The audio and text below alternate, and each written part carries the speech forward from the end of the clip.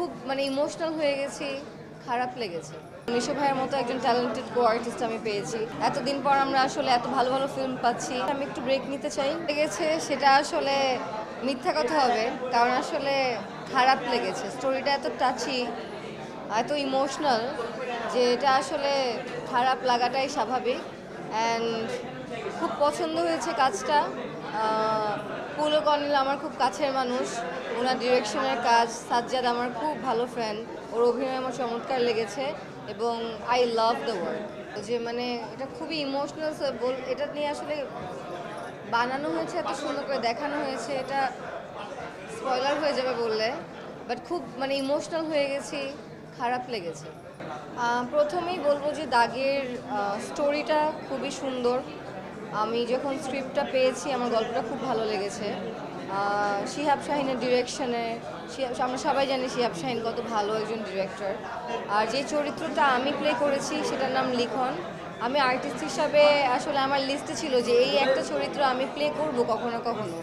So যেহেতু স্টোরিটা ভালো ছিল, প্রোডাকশন ভালো, প্ল্যানিং ভালো, কাস্ট অনেক ভালো, নিশো ভাইয়ের মতো একজন ট্যালেন্টেড কো আর্টিস্ট আমি পেয়েছি। তো সব মিলিয়ে আসলে এক্সপিরিয়েন্স ওয়াজ রিয়েলি গুড।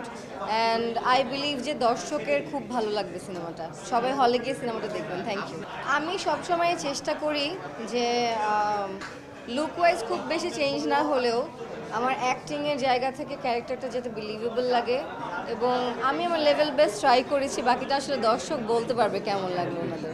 ঈদটা আমার মনে হচ্ছে যে এত ভালো ভালো ফিল্ম আসছে, এতদিন পর আমরা আসলে এত ভালো ভালো ফিল্ম পাচ্ছি, আমরা হলে যে সিনেমা দেখতে পারবো। সো এটাই আসলে আমাদের জন্য Eid. And I am very excited. ঈদের প্ল্যান যে সিনেমা দেখবো, ফ্যামিলির সাথে টাইম কাটাবো, ফ্যামিলিকে নিয়ে মুভি দেখতে যাব হলে। খালি নিজের সিনেমা না, বাকি সব সিনেমাই দেখবো, এবং ফ্রেন্ডস অ্যান্ড ফ্যামিলি মিলিয়ে এরকমই একটা প্ল্যান। আমি নিজের জন্য শপিং করিনি, ফ্যামিলির জন্য করেছি। সো ইনশাল্লাহ আমি বাচ্চাদেরকে দিব এবার, যদি কেউ বড়রা আমাকে দেয় তাহলে গ্রহণ করব। পুরো রমজান মাস আসলে এত কাজ করেছি, আমি একটু ব্রেক নিতে চাই। কিছুদিন ঈদের ব্রেকের পর কিছুদিন ব্রেক নিব, তারপরে আবার কাজ শুরু করব। হাতে আলহামদুলিল্লাহ কিছু সিনেমা আছে এবং ওয়েব আছে, বাকিগুলো আসলে পরে জানাতে পারবো শুরু করি। বাড়ছে নাকি জানি না, তবে আলহামদুলিল্লাহ ভালো কিছু প্রজেক্টে আমাকে দেখা যাবে।